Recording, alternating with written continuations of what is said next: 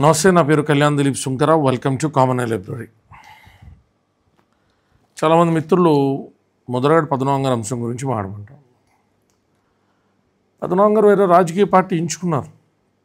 ఆ రాజకీయ పార్టీలో అన్కండిషనల్గానో లేకపోతే ఎలక్షన్ తర్వాత ఏదైనా కండిషన్స్ అమలు చేసేటట్టు వారు తనయులు కూడా జాయిన్ అయ్యారు. కాపు ఉద్యమాన్ని ప్రస్తుతానికి ఆయన లీడ్ చేయట్లేదు. Under what obligation we can ask him not to speak against to our interest or our faith. మన నమ్మకాలు విశ్వాసాలకి వ్యతిరేకంగా ఆయన మాట్లాడద్దని చెప్పడానికి మనకు ఉన్నటువంటి గ్రౌండ్స్ ఏంటి?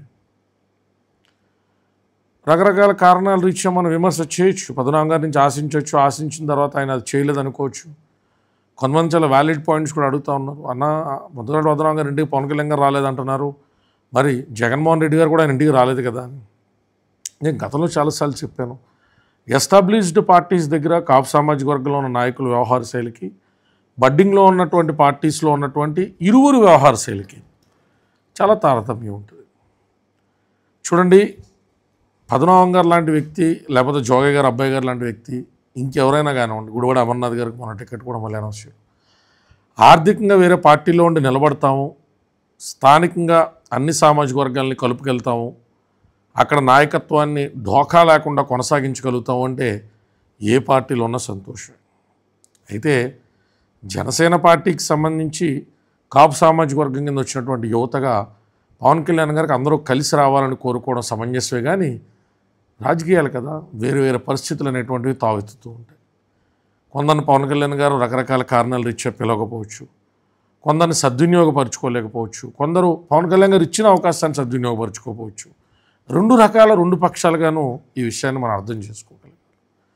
పవన్ కళ్యాణ్ గారు కూడా అందరిని అకామిడేట్ చేయలేరు కదా. పొత్తు అనేటువంటి ఈక్వేషన్లో రకరకాల కారణాల రీత్యా కొంత ఆయన పరిధి అనేటువంటిది కుదించబడింది. కాబట్టి ఎవరైనా ఆశించి వచ్చిన రాజకీయంగా మన ఆదర్శాలు ఎన్ని మాట్లాడినా సోషల్ మీడియాలో కూర్చొని తీసుకునేటువంటి రిస్క్ కంటే కూడా కొంత సోషల్ మీడియా కూడా చాలా బలం. కానీ మీరు అర్థం చేసుకోండి, ఒక పోస్ట్ పెట్టి పవన్ కళ్యాణ్ గారికి మద్దతుగా షేర్ చేసిన దానికంటే లార్జర్ రిస్క్ తీసుకున్నప్పుడు పొలిటికల్ ప్రయాణంలో పదవో లేకపోతే పొలిటికల్ ప్రయాణంలో పార్టిసిపేషనో కనీసం అధమం ఆర్థికంగా నిలదొక్కుకోవడం సాగాలి.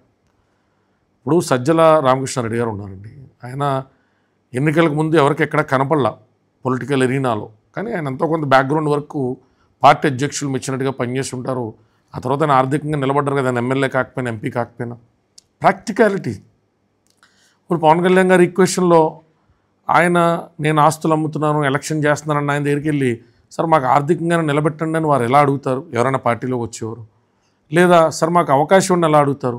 అవకాశం ఆర్థికంగా నిలబడేటువంటి పరిస్థితి లేదన్నప్పుడు సోషల్ మీడియా పరిధిలో చేయగలుగుతారు తప్ప గ్రౌండ్ లెవెల్లో ఉండేటువంటి ఈక్వేషన్స్ ఈరోజు ఎంత కాస్ట్లీ అఫేర్గా మారని, ఎంత అనెథికల్ పొలిటికల్ ఎరీనా అనేటువంటిది ఏర్పడ్డది. ప్రత్యర్థులు దాడులు కానీ, ఫాల్స్ కేసెస్ కానీ, వాటిని ఎదుర్కొనేటువంటి నేపథ్యం కానీ, ఇట్లా ఎన్నో అంశాలు అనేటువంటివి మనందరం కూడా పెద్ద ఆలోచన చేయాలి. పద్మనాభం గారు అనేటువంటి వ్యక్తి మీద గతంలో మనం పోరాటం చేసినాం. ఆయనతో నేను ఎప్పుడు విభేదించేటువంటి అంశం పద్మనాభం గారు ఎత్తుకున్నటువంటి కాపు ఉద్యమం, దాన్ని తీసుకెళ్ళినటువంటి విధానం. అది ఆ రోజు ఈ రోజైనా సరే, ఆయన వ్యక్తిగతంగా మొలతాడు కట్టుకోలేని వాళ్ళు కూడా నాకు చెప్తారని అనడం, ఆయన కొంత ఆయన ఆవేదనని, ఆయన భావోద్వేగాన్ని ఆయన వ్యక్తపరిచినటువంటి విధానాలు వ్యక్తపరిచారు. కానీ అది ఎప్పుడు కూడా నాకు నచ్చని పద్ధతి. అంటే కాపు ఉద్యమాన్ని ఆయన తీసుకెళ్ళిన విధానం somehow that is under meaning and అంత డిటర్మినెంటల్గా లేదు, విజన్తో లేదు అనేటువంటిది నా అభిప్రాయం. ఆ రోజు ఈ రోజు ఆయన ఇక పవన్ కళ్యాణ్ గారు అంశానికి వచ్చేసరికి పిఠాపురంలో ఆయన ఓడిస్తానడం, చూడండి, కాపు సామాజిక వర్గం గురించి నేను చాలాసార్లు చెప్పేటువంటి కమ్యూనిటీ యాజిటేటివ్. అంటే ఒక పెట్రోల్ని మనం ఒక చోటకి పోగేయగలుగుతాం, కానీ దాన్ని సరిగ్గా మూత పెట్టకపోయినా, సరిగ్గా స్టోర్ చేయకపోయినా దానికి పెద్దగా బయట నుంచి వచ్చి మంట తగిలించాల్సింది ఏం లేదు. దానికి అదే వొలాటైల్, అదే ఆవిరైపోతూ ఉంటుంది. కాపు సామాజిక వర్గం అంత ఎడ్యుటేటివ్ కమ్యూనిటీ, అంత వొలాటైల్ కమ్యూనిటీ. రకరకాల కారణాల రీత్యా, ఒక దశాబ్ద కాలంగా జరిగినటువంటి పరిస్థితుల రీత్యా ప్రస్తుతానికి అట్లాగా తయారై ఉన్నటువంటి సామాజిక వర్గం. పద్మనాభం గారు చెప్తేనో, ఇంకొకరు చెప్తేనో, పద్మనాభం గారు నేరుగా అక్కడ పోటీ చేయట్లేదు కదా. సో పద్మనాభం గారు ఇన్ఫ్లుయెన్స్ ఏ మేరకు ఉంటుంది అంటే, వంగాగీత గారు అనేటువంటి వ్యక్తి స్థానికత అనేటువంటిది ఆవిడకి ప్లస్ అవ్వచ్చు. ఆవిడ అక్కడ లోకలైటు, అలాగే గతంలో ఆవిడ కాంటాక్ట్ వెరిఫికేషన్కి వస్తుంది. కానీ అక్కడ వర్మ అనేటువంటి వ్యక్తి మరి ఎంత హోల్ హార్టెడ్గా పవన్ కళ్యాణ్ గారికి సపోర్ట్ చేస్తాడు, స్థానికేతరుడు అనేటువంటి మచ్చని పోయేటట్టుగా ఎంత అక్కడ ఉన్నటువంటి టీడీపీ శ్రేణులు కూడా కలిసి వస్తారు. ఇలాంటి ఎన్నో ఫ్యాక్టర్స్ అనేటువంటి పవన్ కళ్యాణ్ గారి గెలుపు మీద ప్రభావం చూపెడితే కానీ పద్మనాభం గారు చెప్పారనో, పద్మనాభం గారు పిలుపునిచ్చారనో ఎన్ని వేల మంది కాపులు ఒకవేళ పవన్ కళ్యాణ్ గారికి ఓటేయాలనేటువంటిది మార్చుకునే అవకాశం ఉంటుంది. రియలిస్టిక్గా అది పాసిబుల్ కాదు. పవన్ కళ్యాణ్ గారు ఈ 4 రోజుల పాటు ఎంత కసరత్తు చేయగలుగుతారు, ఎంత అక్కడ స్థానికులు మనసు గెలవగలుగుతారు. ఇప్పుడు ఆయన మీద రాష్ట్రం 175 నియోజకవర్గాలు అనేటువంటి బర్డెన్ కూడా లేదు కదా. సో మోర్ ఫోకస్డ్గా ఆయన కాన్స్టిట్యున్సీ మీద శ్రద్ధ పెట్టి ఆయన ఎలక్షన్ మీద ఆయన చేసుకుని ఫినాన్షియల్ ఎలిమెంట్స్ అన్నీ కూడా జాగ్రత్తగా చదువుకుంటా. ఎట్రిషన్ ఉంటుంది, 100 రూపాయలు బయటికి పంపితే 50 రూపాయలు చేరితే గొప్ప, అలాంటిది 60 రూపాయలు 75 రూపాయలు చేర్చేటువంటి మెకానిజం ఉంటే election is money, it's all about money. దాన్ని మనం ఎన్ని మాట్లాడినా ఇట్స్ ఆల్ అబౌట్ మనీ. పక్కన కొంత అభిమానం ఉంటుంది, కాపు సామాజిక వర్గం అనేటువంటి రిలేషన్షిప్ కూడా ఉంటుంది. కానీ బట్ ఎలక్షన్ ఈక్వేషన్ అది టఫ్ ఏం కాదు, బట్ శ్రద్ధగా చేయాలి. మనకు అక్కడ మన కోసం పనిచేసే టీమ్స్ బాగా పనిచేయాలి. పోలీసు వాళ్ళు అధికార పార్టీకి వ్యతిరేకంగా పోటీ చేస్తున్నాం కాబట్టి మన కుర్రలను డబ్బులు పంచినవారు కొంత ఇబ్బంది పెడతారు, కొంత ఉంటుంది కదా. Challenge is always they, challenge లేకుండా విన్ ఎందుకు ఉంటుంది, అండ్ దాంట్లో మజా కూడా ఏముంటుంది. సో ఉదయ్ గారు అక్కడ ఎంపీ అభ్యర్థిగా ఉన్నారు. ఆల్రెడీ ఆయన కొంత ముందు వెళ్ళి అక్కడ ఒక 6 నెలల ముందు నుంచి కూడా అక్కడ ఆయన గ్రౌండ్ వర్క్ చేస్తూ ఉన్నారు. వర్మ గారికి అంతకుముందు ఎలక్షన్ ఇండిపెండెంట్గా చేసి గెలిచినటువంటి నేపథ్యం ఉంది. నిజంగా వర్మ గారు కలిసి రాగలిగితే ఎలక్షన్ కొంచెం చేయడం అనేటువంటిది అక్కడ సులభం అవుతుంది.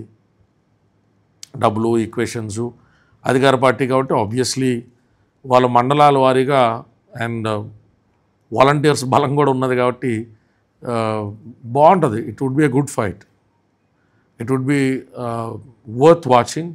It's good fight, it's a good election fight. Everything మనం ఆప్టిమిస్టిక్గానే ఉండాలా, పని చేసుకుంటూ పోవాలి. కొంతమంది మిత్రులు అడుగుతూ ఉన్నారు, మీరు ఎప్పుడు వచ్చి పని చేస్తారని. ఖచ్చితంగా 1-2 రోజులు 3 రోజులు నాకు అవకాశం ఉన్నప్పుడు, అంతకుమించి నేను అక్కడ ఇన్వాల్వ్ అవ్వడానికి కూడా బాగోదు. పవన్ కళ్యాణ్ గారు నేరుగా కౌరంపనప్పుడు లేకపోతే ఎవరి ద్వారా నాకు తెలియనప్పుడు మనం చొరవ తీసుకుని సోషల్ మీడియా వరకు పనిచేయచ్చు. కానీ స్థానికంగా పనిచేసినప్పుడు ఏది స్పీడ్ అయినాగో అబ్బాయి వచ్చి స్పీడ్ అయ్యాడు, మేము ఇంక వేరే రకంగా అనుకున్నాం అంటారు. అంటే సింక్రనైజేషన్ ఈజ్ ఇంపార్టెంట్.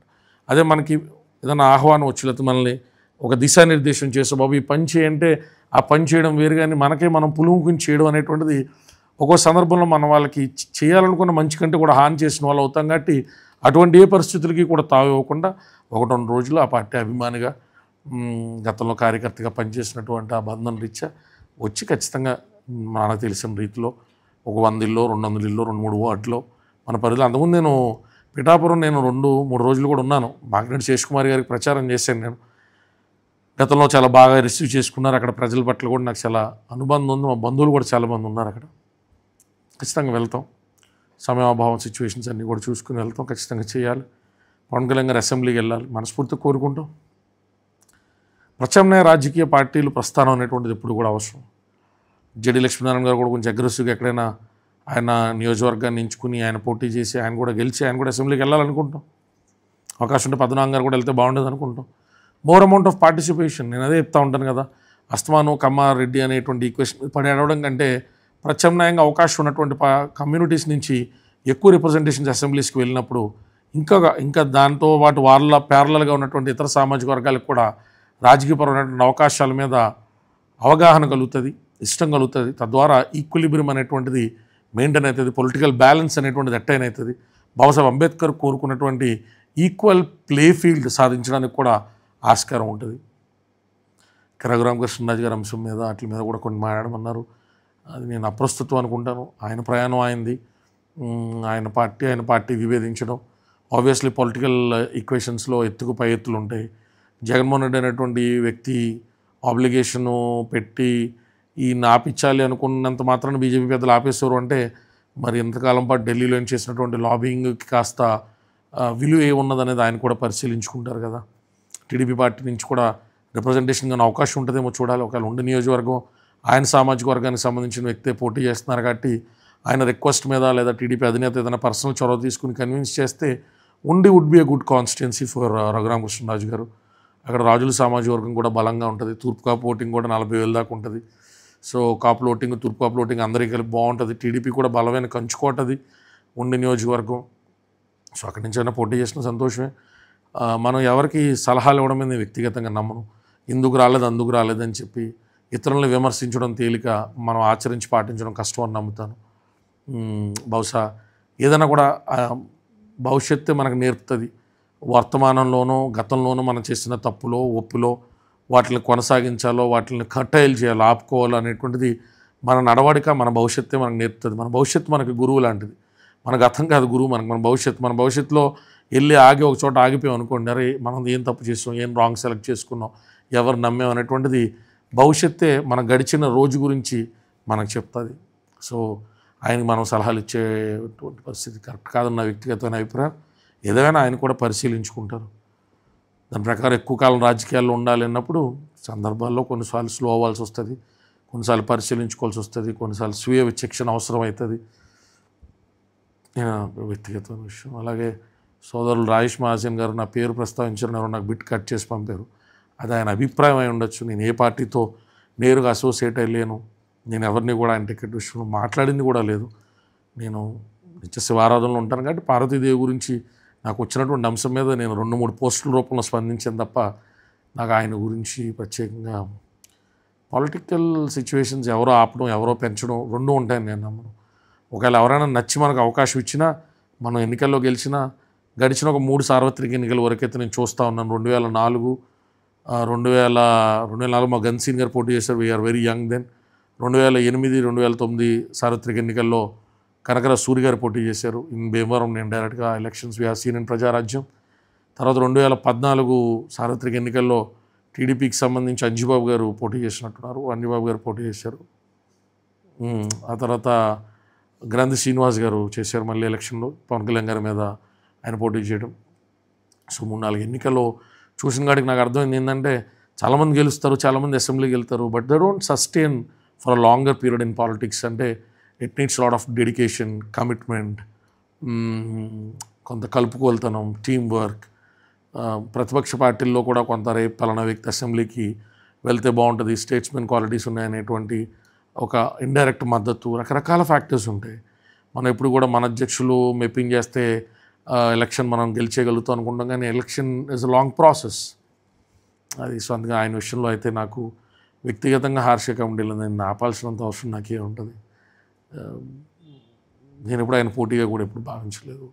ఆయన పందాలు ఆయన సామాజిక వర్గం నుంచి వచ్చి మహాసేన అనేటువంటి స్థాపించి అందరికీ మంచి చేయాలనుకుని దళిత సామాజిక వర్గానికి సంబంధించిన హక్కుల కోసం ఆయన పోరాడుతున్నప్పుడు అందరికంటే ఎక్కువ ఆనందించిన వ్యక్తిని, అభినందించిన వ్యక్తిని.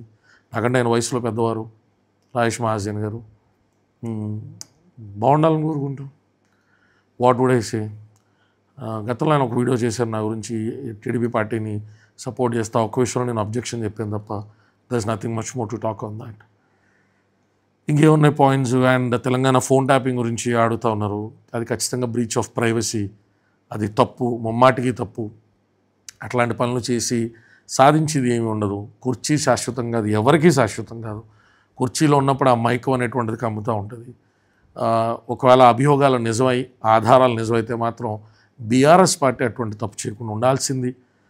రేవంత్ రెడ్డి గారి ప్రైవసీనే కాదు, ఇప్పుడు రేవంత్ రెడ్డి గారు కానీ కాంగ్రెస్ నాయకులు కూడా అట్లాంటి తప్పులకి వారు కూడా ఆద్యులు కాకూడదు.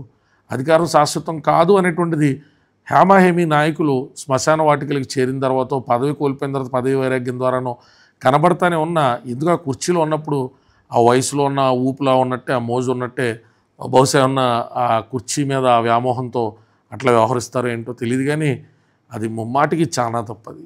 దానివల్ల ఒరిగిది ఏముండదు. తాత్కాలికంగా ఎవరేం మాడుకుంటున్నారు ఇన్నంత మాత్రాన వారి మాటల ద్వారా ప్రజల్లో వారు సృష్టించినటువంటి ఇంపాక్ట్ ఎలా డౌన్ అవుతుంది. రేవంత్ రెడ్డి అనేటువంటి వ్యక్తి ఎవరితో ఏం చర్చించారో తెలుసుకుని ఏం చేస్తారు, డబ్బులు ఆయన పోగేసుకోవాల్సింది. ఎలక్షన్కి ఆయనకి మద్దతు ఇచ్చేవాళ్ళు ఉంటారు. టీఆర్ఎస్లోనో లేకపోతే బీఆర్ఎస్తోనో విసిగిపోయినటువంటి బడాబాబులో పెద్ద మనుషులో. ఎలక్షన్ అంటే మనం ఒక్కలమే కాదు కదండి, మనం ప్రజల్లో మద్దతు కూడగట్టుకునే కొద్దీ మనకి ఆయుధాలు ఎత్తుక్కుంటూ వస్తాయి యుద్ధం చేయాల్సినప్పుడు. ఆయుధం అంటే ఏంటి, ఇక్కడ ధనమే ఆయుధం కదా. డబ్బులు రకరకాల ఇండస్ట్రియలిస్టుల నుంచి రకరకాల వ్యక్తుల నుంచి డబ్బులు వస్తూ ఉంటాయి. ఆయన ఆ డబ్బులు ఎక్కడి నుంచి తెచ్చడం తెలుసుకుని ఏం చేస్తారు. అప్పటికే అతను ప్రజల్లో ఇంపాక్ట్ ఉంది, అప్పటికే బీఆర్ఎస్ పార్టీ మీద వ్యతిరేకత ఉన్నది కాబట్టి ఎలక్షన్ అయిపోయింది.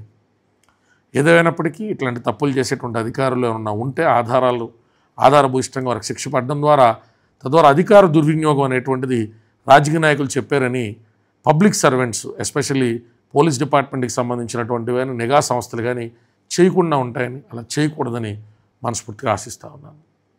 హోప్ రీసెంట్ అంశాలన్నింటి మీద కూడా ఒక వీడియో చేయడానికి అవకాశం దొరికింది. ఏదైనా మిస్ అవుతూ ఉంటే మనం చేయాలి. అలాగే జనసేన పార్టీలో ప్రకటించబడినటువంటి 18 మంది అభ్యర్థులకి కూడా మనస్ఫూర్తిగా హృదయపూర్వక అభినందనలు. మీరందరూ కూడా పోటీ చేసి అందరూ అత్యధిక మెజారిటీతో గెలిచి జనసేన పార్టీ మరొక 10-15 సంవత్సరాలు, ఇంకో 3 ఎన్నికల ప్రస్థానానికి అందరూ కూడా నేరుగా దోహదపడాలని మనస్ఫూర్తిగా కోరుకుంటున్నాను.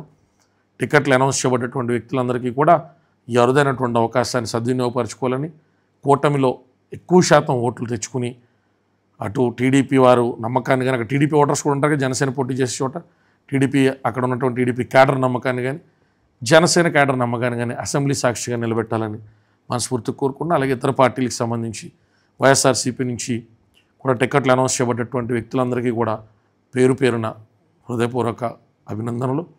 సార్వత్రిక ఎన్నికలు సజావుగా సాగి ఎక్కడ ఏ రకమైనటువంటి దుష్పరిణామాలకి కూడా, ప్రజా సంకటమైనటువంటి కార్యక్రమాలకి కూడా అవకాశం లేకుండా సాఫీగా స్పోర్టివ్ మెథడాలజీలో అంతా కూడా ఫ్రెండ్లీ ఎన్విరాన్మెంట్లో ఎలక్షన్స్ జరిగి వచ్చేటువంటి నూతన ప్రభుత్వం మీద మళ్ళీ అందరం కూడా కొద్దిగా గొంతున్న వాళ్ళం, విద్య ఉన్న వాళ్ళం, ప్రజలను చైతన్యపరచగలిగిన అందరం కూడా వచ్చే ప్రభుత్వం మీద ప్రజాస్వామ్యపు విలువలు కాపాడడానికి మన పోరాటం కొనసాగించాలని మనస్ఫూర్తిగా తెలియజేసుకుంటూ, అందరు యూట్యూబ్ ఇన్ఫ్లుయెన్సర్లకి అలాగే ప్రతి రాజకీయ పార్టీకి సంబంధించినటువంటి మద్దతుదారులకి, there was a time we fought, we criticized, but now it's an election code. We have to respect the election code. Everything should go on hand in hand, supporting the system and supporting the people's voice. Jai Bhim, Jai Bharat.